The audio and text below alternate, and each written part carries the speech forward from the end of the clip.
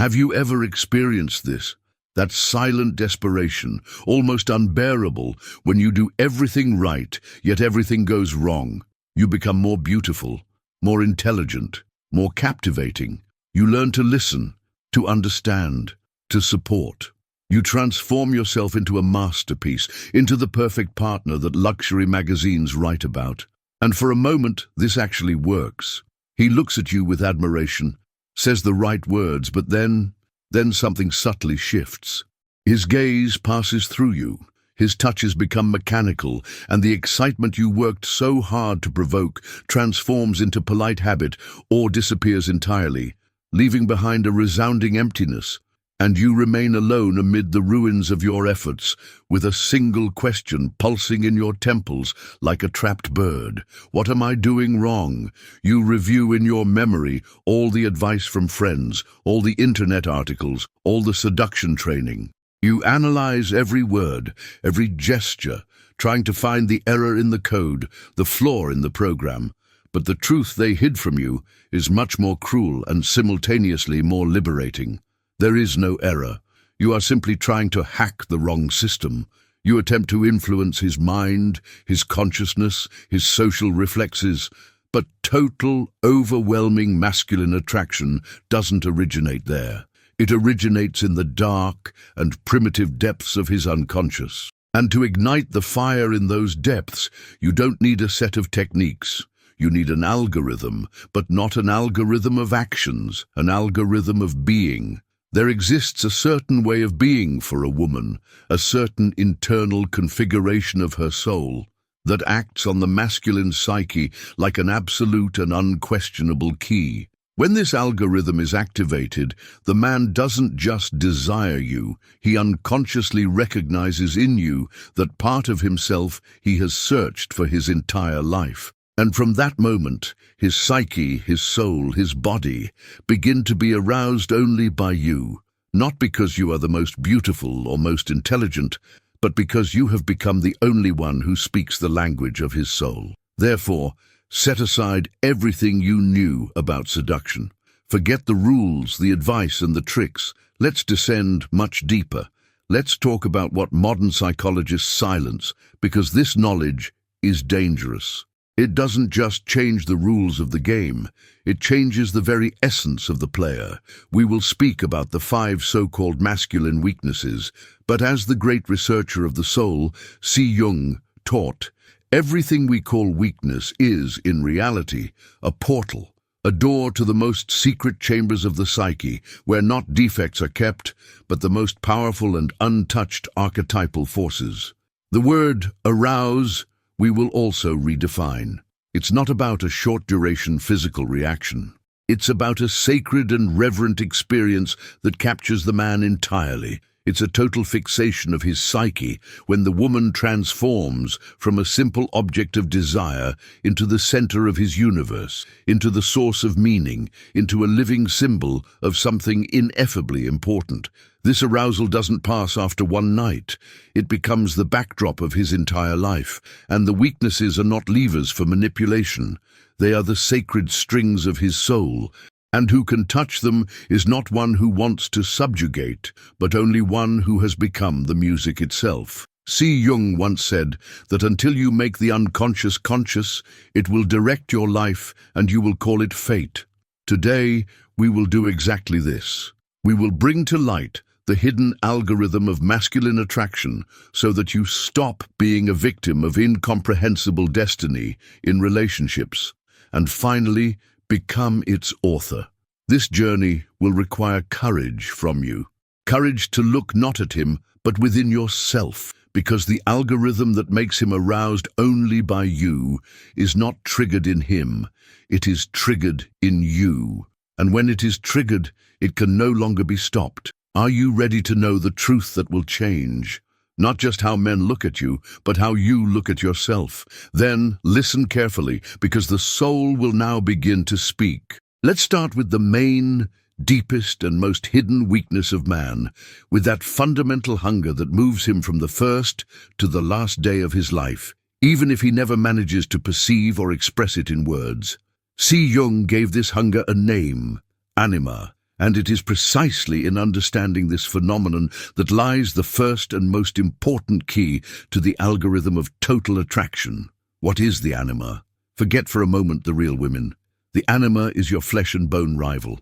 The anima is the internal and unconscious feminine image that lives in the soul of every man. It's not just a fantasy, it's an autonomous part of his psyche. She is woven from experience with the mother, the sister, the first love, but also from the collective unconscious, from images of goddesses, witches, muses, sirens, saints that for millennia have lived in myths, fairy tales, and in art. Anima is his internal Eve, Helen, Aphrodite, and Hecate in one person. She is his bridge to the world of feelings, emotions, intuition.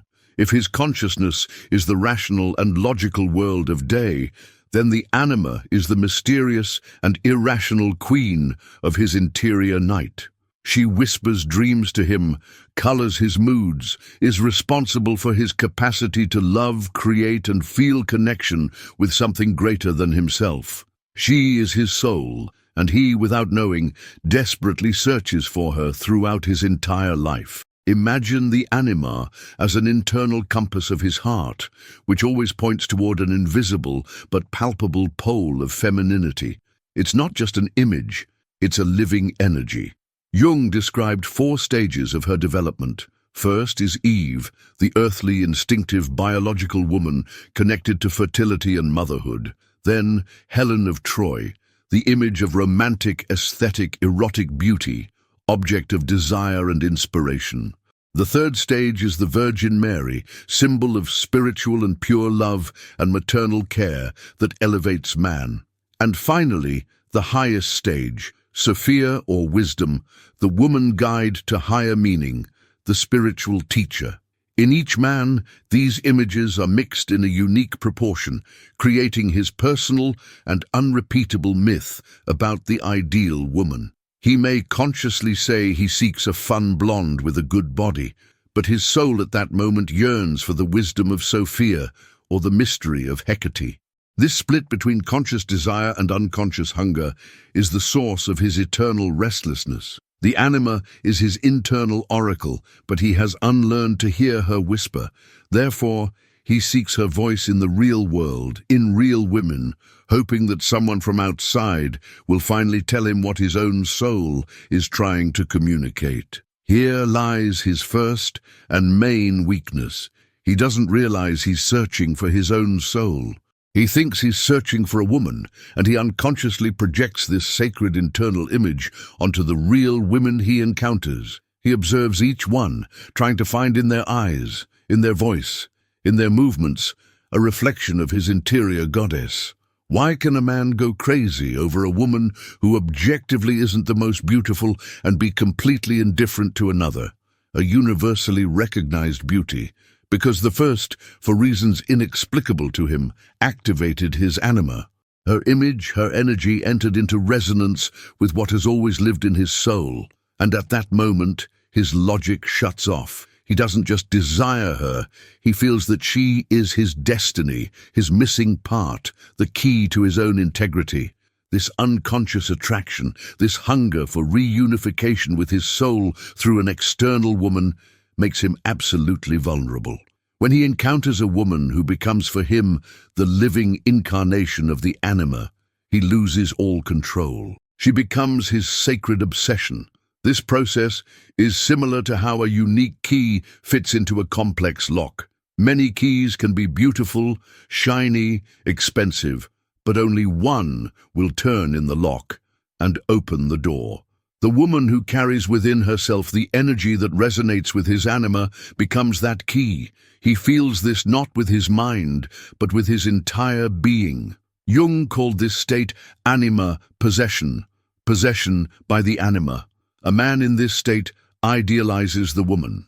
He doesn't see her as she is in reality. He sees in her only the projection of his soul. This is his greatest vulnerability and weakness. He is willing to give everything, his time, his resources, his freedom, to the one who provides him with this feeling of reunion with something divine within himself. But in this also lies a danger. If the woman herself doesn't realize what's happening, she can either be frightened by this irrational force or, what's worse, begin to manipulate it. Or then, when the first wave of projection passes and he sees before him a real person and not a goddess, he may feel brutal disappointment. Therefore, true strength lies not in simply activating his anima, but in being able to withstand this projection and gradually transform it from an illusion into a real and deep connection. His weakness is not an invitation to power, but an invitation to depth. So how to become that woman for him? Here is the main turn that distinguishes wisdom from manipulation. You will never manage to become her if you try to guess his ideal and adapt to it. This will only be a mask, a farce that his soul will instantly recognize. The path lies in the completely opposite direction. To become the personification of his anima, you must first find your animus. The animus is your interior masculine part, your logic, your strength, your capacity to act, your independence, your will. Society for centuries taught woman to repress her animus, to be only gentle, only submissive, only receptive. But a woman who is only half of herself can only attract a man who also seeks a half. Wholeness attracts wholeness. When you integrate your interior man, when you allow yourself to be not only sensual, but also wise, not only tender, but also strong, not only intuitive, but also decisive, you become whole. You become androgynous in the psychological sense. And it is precisely this interior integrity, this unity of masculine and feminine within you, that creates that most powerful energy that his unconscious reads as the image of the anima in its highest manifestation. The integration of the animus is deep interior work. It means stopping seeking in the external man what you must find within yourself: structure, protection, confidence, direction. When a woman is possessed by a negative animus, she becomes dogmatic, eternally argumentative, cold and excessively critical. Her opinions become rigid, and her words weapons. This repels the man because he feels competition, not harmony. But when the animus is integrated, it transforms from an interior tyrant into an interior ally. It gives the woman clarity of thought, the capacity to defend her boundaries without aggression, the ability to plan her life and realize her dreams. She stops being a passive object, waiting for a man to give meaning to her life. She herself becomes the creator of her own meaning, and it is exactly this woman, strong but not rigid, independent but capable of deep intimacy, who becomes the ideal canvas for the projection of his developed anima. He sees in her not just a woman, but an equal partner, a wise counselor and an inspiring muse at the same time. He feels attracted to her because her interior fullness promises him the possibility of finding his own. She doesn't need him to be whole, and it is exactly for this reason that he needs her to become whole. In practice, the anima algorithm is the algorithm of your own integrity. Stop trying to be just one thing, just good, just sexy, just caring. Allow yourself to be everything. The anima woman is unpredictable because she doesn't live according to external rules, but in harmony with her deep essence. On one day, she can be tender and vulnerable like a flower, and the next day inflexible and clear like a sword blade. She can have deep philosophical conversations and an hour later laugh at a silly joke. She is not afraid of her strength and is not ashamed of her weakness. She doesn't seek his approval because her main dialogue is not with him but with her own soul. She is self-sufficient, not in the cold sense of I don't need you, but in the warm sense of I am complete by myself. And I invite you to share this fullness. A man may leave the most beautiful woman, he may leave the most caring woman, but he will never, by his own will, leave a woman who has become for him the living incarnation of his soul. Because leaving her means betraying himself. She becomes his sacred mirror, his compass, his guiding star, and his body, his mind, his soul will be aroused repeatedly only by her, because only beside her does he feel not just a man, but a complete human being. This is the first and main weakness that becomes your greatest strength, if you dare to become not his half, but your own totality. Think about this. Such a woman contains within herself all the seasons of the year. In her, there is the tenderness and playfulness of spring, the passion and brightness of summer, the melancholy and wisdom of autumn, and the silence, the distance, the withdrawal of winter. The woman who tries to please wants to be eternal summer, always warm, accessible and sunny. But this is not natural, and the soul feels this. The anima woman allows herself to live all her cycles. She doesn't apologize for her need for solitude, winter, or for her sadness or tone. She doesn't try to hide her intelligence behind a mask of foolishness or her strength behind a mask of weakness. It is precisely this multiplicity, this dynamic nature that makes her alive and hypnotically attractive. He never knows which facet of her he will encounter today, and this keeps him constantly engaged, attentive, present. She challenges him not on purpose, but by the simple fact of her existence. She is the living personification of paradox. She can be softer than silk and harder than steel. She can be his safe harbor and his storm. She's not a role that can be learned. It is an authenticity that can only be lived. And when a man encounters such authenticity, everything else loses its shine. When a woman has activated within herself the anima algorithm, she has already triggered the main mechanism of attraction.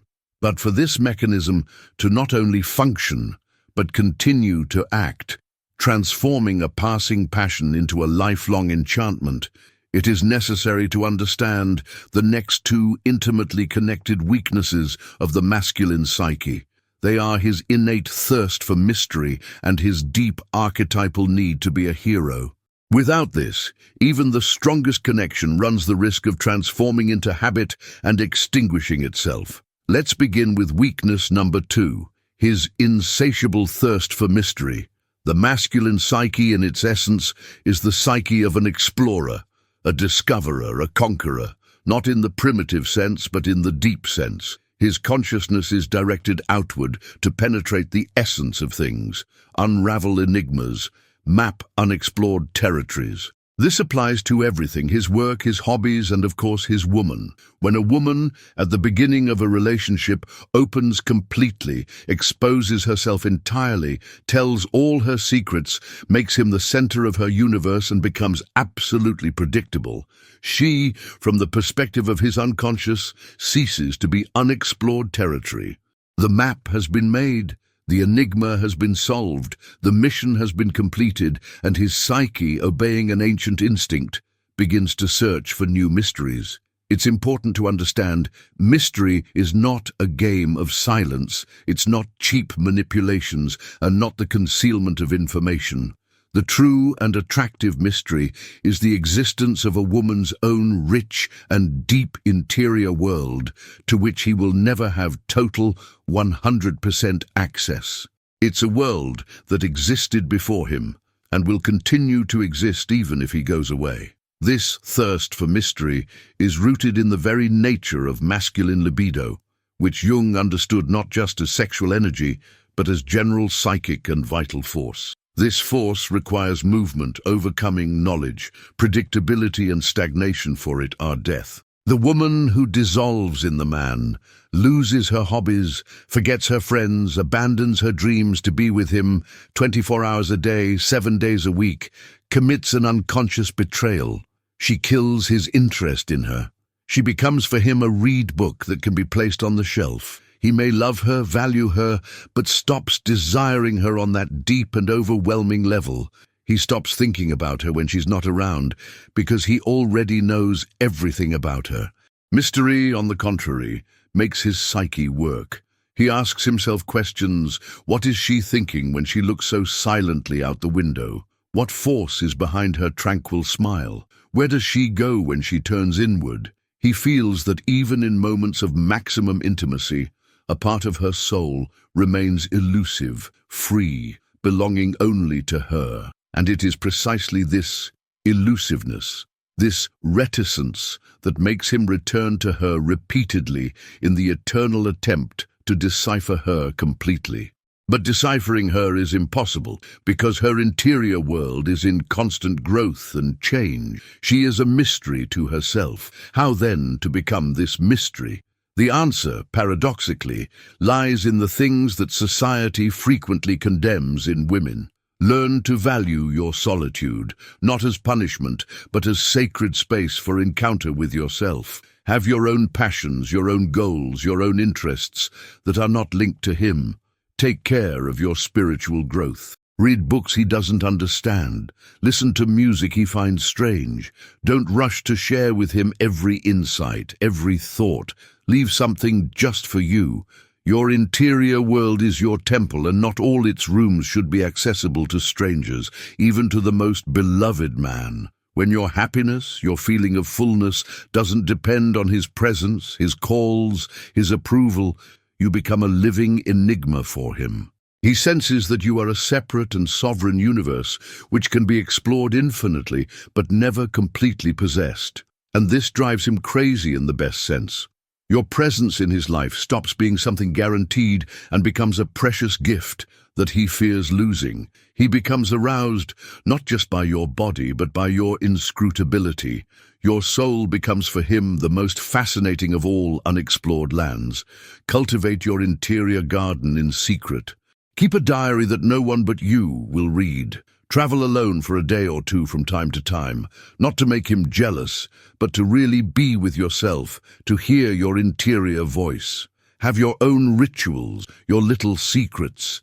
This creates around you a subtle but strong aura of autonomy. He will feel that your life is filled with a meaning that doesn't boil down to just him. This doesn't repel him. On the contrary, it provokes the deepest respect and interest. He understands that he is dealing not with a function, girlfriend, wife, mother, but with a personality. It's important to do this not from a desire to manipulate, but from sincere love for yourself and your path. Falsity is always felt, but when you are truly passionate about your own life, about your growth, about your knowledge of the world, this becomes contagious. He too will want to touch the source of your light, but will understand that the source itself is not in him, but in you. And this will make him value every moment when you allow him to be near that fire. This mystery is directly linked to the third weakness, his archetypal need to be a hero. In the depths of every man, even the most civilized, lives the ancient archetype of the hero. He yearns to fight the dragon, save the princess, and conquer the kingdom. In the modern world, the dragons are career challenges, financial difficulties, internal demons, but he still needs the princess and the kingdom. Relationships where everything is very simple, tranquil, convenient, where there is no challenge, where there is nothing to fight for, put his interior hero to sleep. And a man without connection to his interior hero is a man who has lost his vital force, his libido, and his attraction to a woman who doesn't awaken this archetype in him inevitably extinguishes. He may value her as a friend, as a domestic partner, but the fire of passion will go out. The hero archetype is not about masculine bravado, it's about the search for growth through overcoming. A man's psyche charges with energy when facing a worthy objective, which demands effort, courage, and dedication.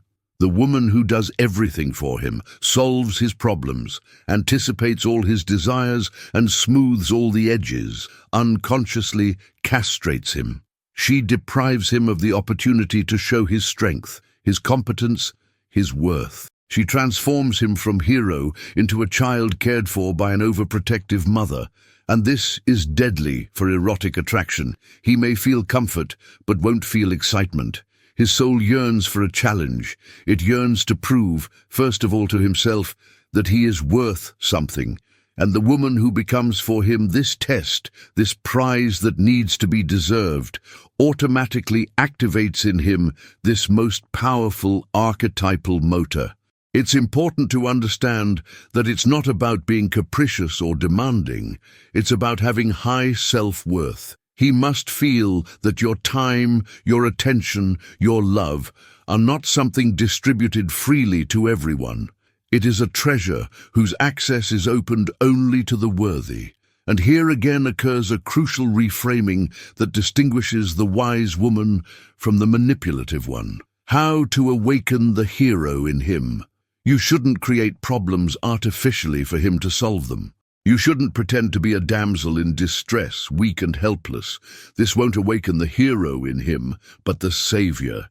And this is a direct path to toxic and codependent relationships. The path is entirely distinct. You yourself must transform not into a damsel requiring rescue, but into the territory, the treasure worth battling for.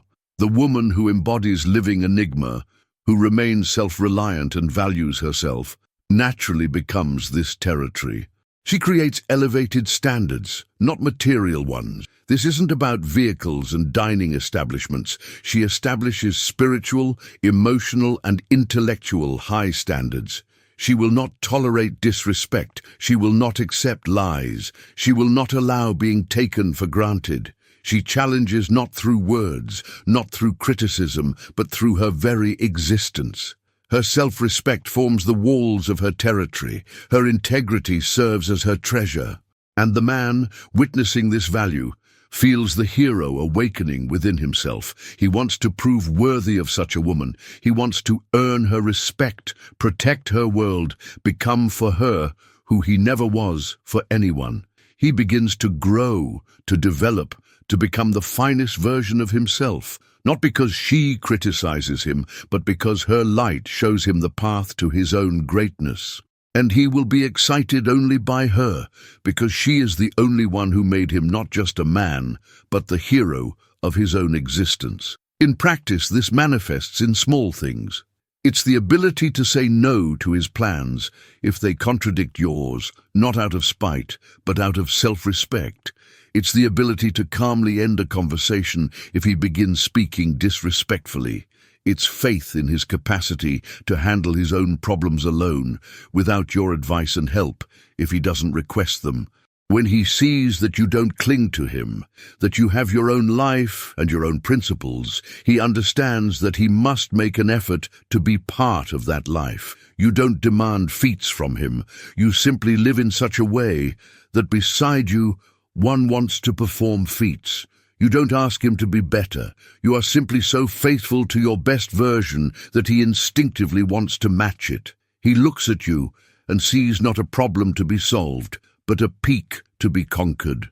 And this climb becomes the most thrilling adventure of his life.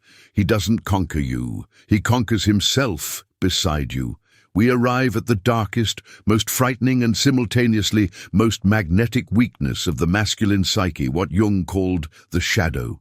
If you can understand and apply this fourth element of the algorithm, you will cease to be simply desired and become absolutely irreplaceable to him, because you will give him what he himself fears, but what his soul yearns for more than anything in the world: acceptance of his wholeness, including his darkness. What is the masculine shadow? It's the repository of everything his consciousness, his self, considers unacceptable, bad, immoral, or simply inadequate. From childhood, the boy is taught to be strong, not to cry, to control emotions, to be logical and correct. All his primordial and instinctive nature he is forced to suppress and hide deeply in the basement of his psyche. What's there in that basement?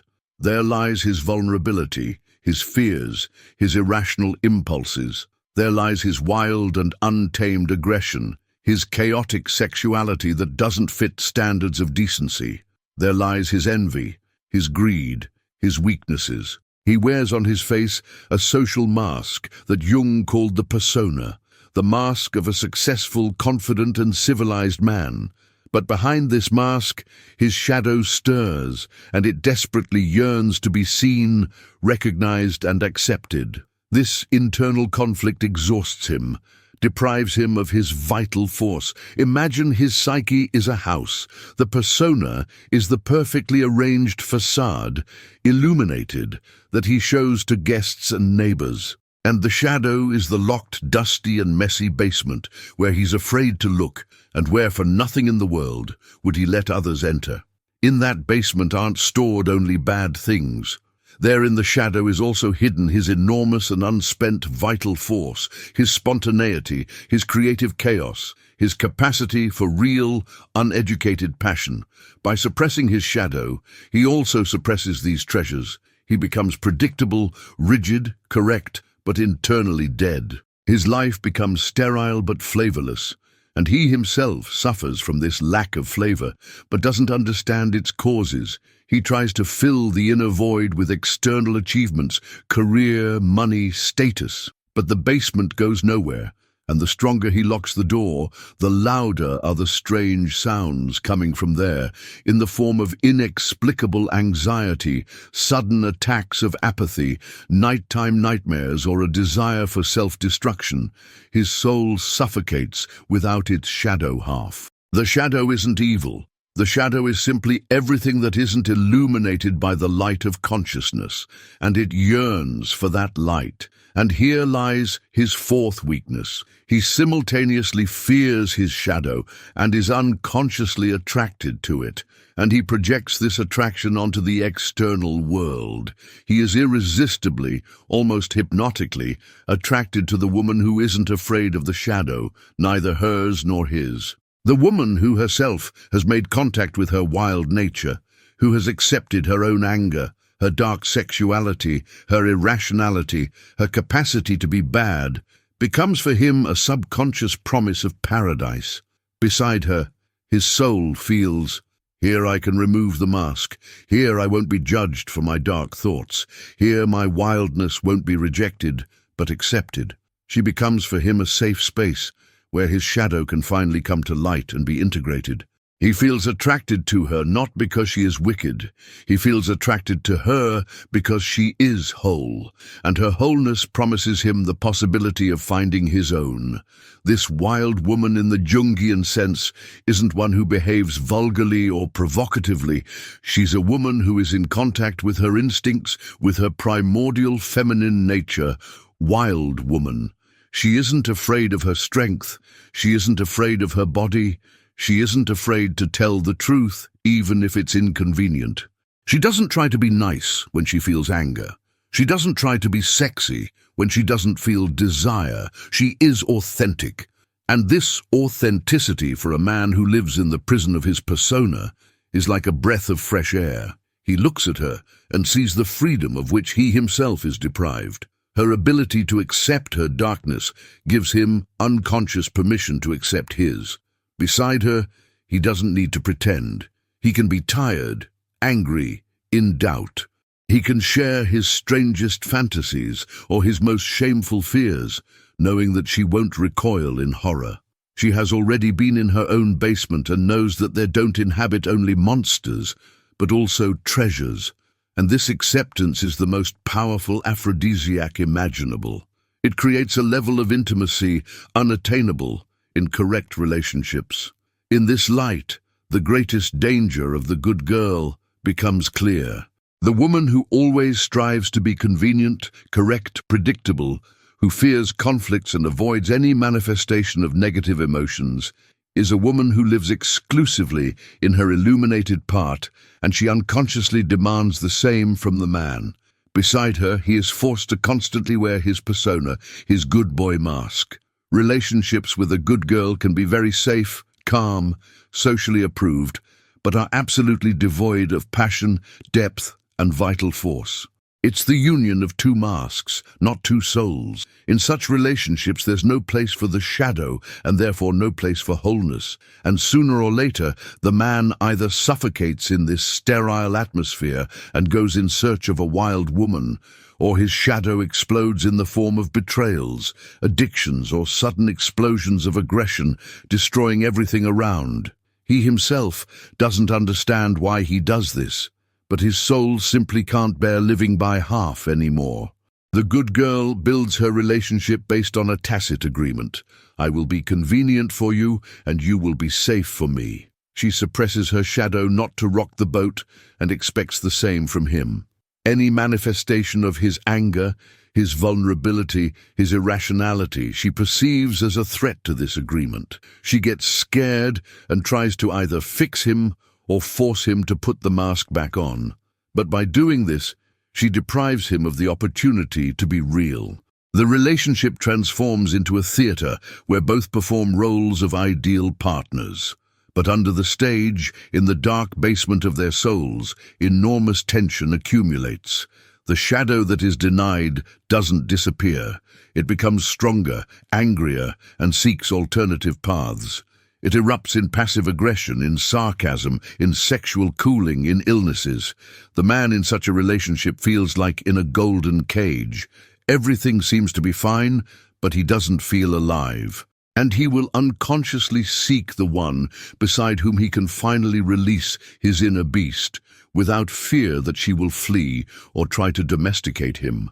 He will seek the one who doesn't fear his darkness because she knows her own. How does the shadow algorithm look in practice? Understand well, it's not about becoming mean, cruel, or wicked. That would just be ego games. It's about authenticity. It means stopping being afraid. Stopping being afraid of conflict when it's necessary to clarify truth. Stopping being afraid to say no when your boundaries are violated. Stopping being afraid of your anger and learning to express it cleanly without destroying the other. Stopping being afraid of your sexuality and allowing it to be not just tender, but also wild, primordial. Allowing yourself to be imperfect, alive, real. When a man shouts in anger, such a woman doesn't crumble from fear, nor tries to calm him immediately. She can withstand his storm because she knows her own. She sees behind his aggression his pain and his fear, and when the storm passes, she can speak not with his mask, but with his soul. Such a woman doesn't just excite his body, she vitalizes him. She gives him permission to be alive entirely, with all his light and all his darkness. And this is a gift from which a man can never again give up, because it's the gift of life itself. It's the ability to look him in the eyes in the moment of his triumph and admire him sincerely, and in the moment of his shame, look with the same acceptance, without judgment. It's the skill to meet his sexual fantasies, not with embarrassment, but with curiosity. It's the willingness to hear his darkest thoughts and not be scared, but say, "I understand. In me too there is darkness." This isn't being complicit with his vices, but recognizing his humanity. The woman who has integrated her shadow becomes for the man a confessor, lover, and ally in one person. She doesn't play good-bad games. She is beyond these dualities. She lives in wholeness. When he is beside her, he feels he doesn't need to hide anything, prove anything, pretend to be nobody. He can simply be, and this feeling of being completely accepted in his totality is the deepest, most powerful, and most lasting excitement a man can experience. It's excitement, not for the body, but for the soul that had the courage to know and accept itself completely. We have passed through 4 doors to a man's unconscious, and now we stand before the 5th, the last, and most important. This weakness gathers all the previous ones into a single and comprehensive yearning. By understanding it, you will understand the final goal of this entire secret algorithm. The final need and weakness, deepest and most fundamental of a man, is his unconscious and insatiable search for wholeness. It's what Jung called the great journey of the soul, the process of individuation. And his main vulnerability, his Achilles heel, is his instinctive and irresistible attraction to the woman who can become for him not an obstacle, but a catalyst on this path. What is individuation? It's the innate impulse of each soul to become what it should be, to become a whole, unique and fully realized personality. It's the process of uniting consciousness and the unconscious, light and shadow, masculine and feminine principles within a person. And all those weaknesses we talked about are actually just different manifestations of this one great yearning. His unconscious search for the anima is an attempt to connect with his soul, with his feminine principle. His thirst for mystery and the need to be a hero are the call of his soul for adventure, for growth, for going beyond the ordinary. His attraction to the shadow is a desperate need to accept his dark side to become whole. A man may think he wants success, sex, power, but his soul wants one thing: individuation. It wants to become itself. Jung called this final wholeness the self, and this is the main weakness of the man. He is willing to do anything, to give everything for what he believes will bring him closer to this state. The self is the archetype of totality, the central organizing principle of the psyche that can be compared to God within us. It's that inner center that is greater than our ego, than our conscious self. The path of individuation is essentially the path to this center, to your true essence. This path has nothing to do with selfish self-development. On the contrary, it often requires sacrifices from the ego, the renunciation of habitual roles and masks. It's a calling that can manifest as a deep feeling of dissatisfaction with life, even if externally everything is fine, as the sensation that you're not living your own life, as a longing for something greater.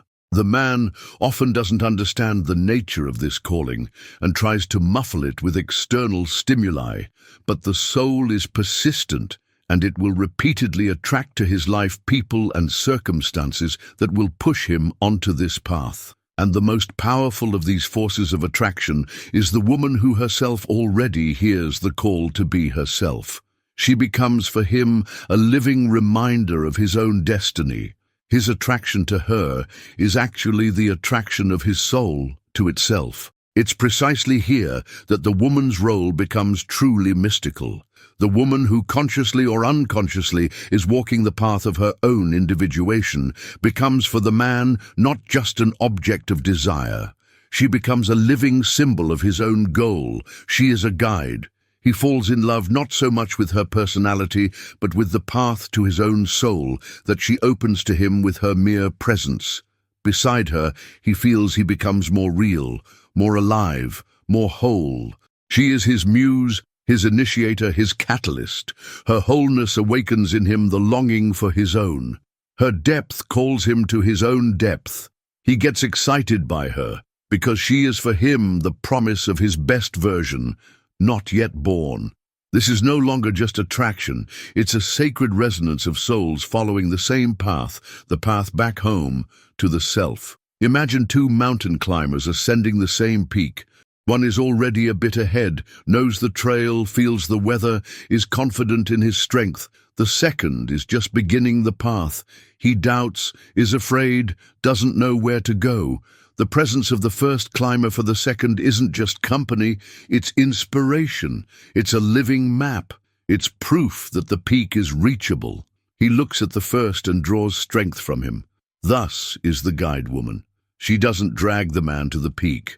She simply follows her own path with such confidence and dignity that he feels like following her, not in the sense of following blindly, but in the sense of moving in the same direction. Her light illuminates his own trail. She doesn't give him ready answers.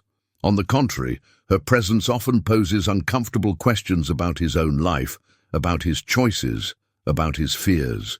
She is a mirror in which he sees not just who he is, but also who he can become. And this vision is simultaneously frightening and incredibly exciting. It's an attraction of a higher order, an attraction to transformation. But it's precisely here that the greatest danger lies, the trap into which millions of women fall, and which destroys all the magic, the role of savior or mother. As soon as a woman, seeing a man's soul, seeing his potential and his wounds, decides that her task is to fix him, heal him, save him, guide him to the right path, the algorithm instantly unravels. She ceases to be a guide for him and becomes a jailer. She ceases to be an inspiring queen for his hero and becomes a caring mother for his childish part. And one doesn't get excited by a mother, doesn't get excited by a savior. The man may feel gratitude, guilt, attachment, but the total and mystical attraction dies because his individuation path is his path. He must walk it alone. Your strength isn't in dragging him behind you. Your strength is in your own example. Be a lighthouse that shines in the darkness, but not a life preserver that deprives the swimmer of the need to learn to swim alone. Your sovereignty, your own dedication to your path, is what keeps his attraction alive. The savior complex often arises from the woman's own wounds, from her need to feel needed and important. She unconsciously chooses a broken man so that by healing him she can heal herself. But this is a path to nowhere. She deprives him of responsibility for his life and herself, of the opportunity to find an equal partner. True love and true attraction are only possible between two sovereign personalities. Renouncing the savior role means showing the highest respect for his soul. It means believing in his ability to deal with his own demons alone. It means being beside him when it's difficult, but not doing his work for him. It means saying, "I believe in you, I see your strength, even when you yourself don't see it, and I will follow my path knowing that you are capable of following yours." Such a position requires enormous inner strength and faith. It's much easier to control, advise, and help. But only by giving up control do you give him space for his own growth, and he will be unconsciously grateful to you for this greatest gift, the gift of freedom to be himself and walk his own path. So what is the final formula of the algorithm that will make him excited only by you? It's not a sequence of 5 steps, it's 5 facets of the same whole and awakened woman. She is the embodiment of the anima, because she herself has united the masculine and feminine within herself. She is the guardian of mystery, because her inner world is infinite and belongs only to her. She is the inspirer of the hero, because her self-respect challenges him to be better. She is the mirror for the shadow, because she doesn't fear darkness and allows him to be real.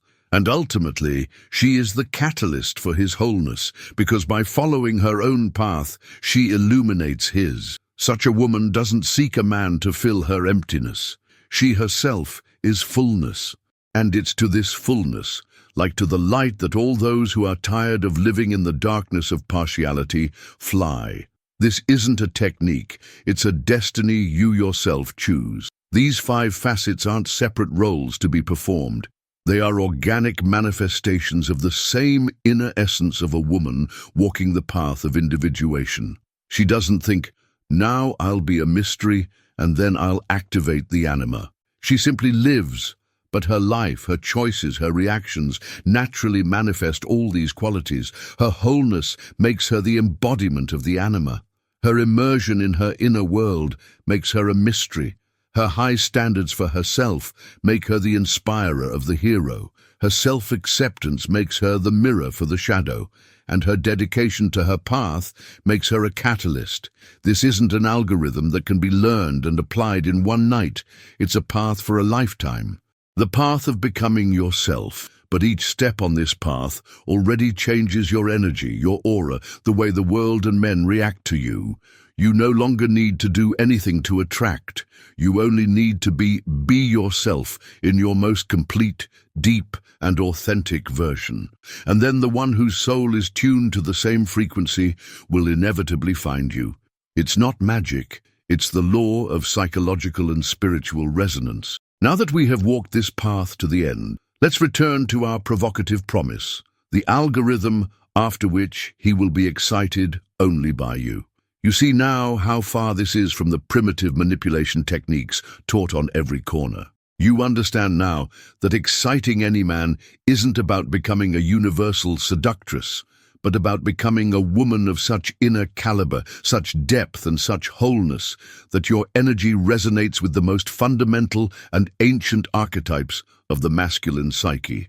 It's not you who adapts to him, it's his soul, his unconscious, that recognizes in you that eternal image it has always sought. This knowledge isn't about how to get a man, it's about how to become a woman, in the highest and Jungian sense of the word.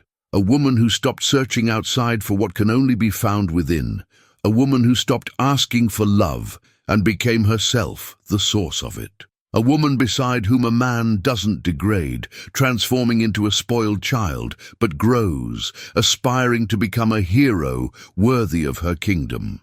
True excitement that doesn't fade with years is excitement for life, for authenticity, for the soul. When you become the embodiment of this authenticity, you become for him a living source of this energy, and he will instinctively be attracted to you. Like a plant stretches toward the sun, because only beside you does he feel truly alive.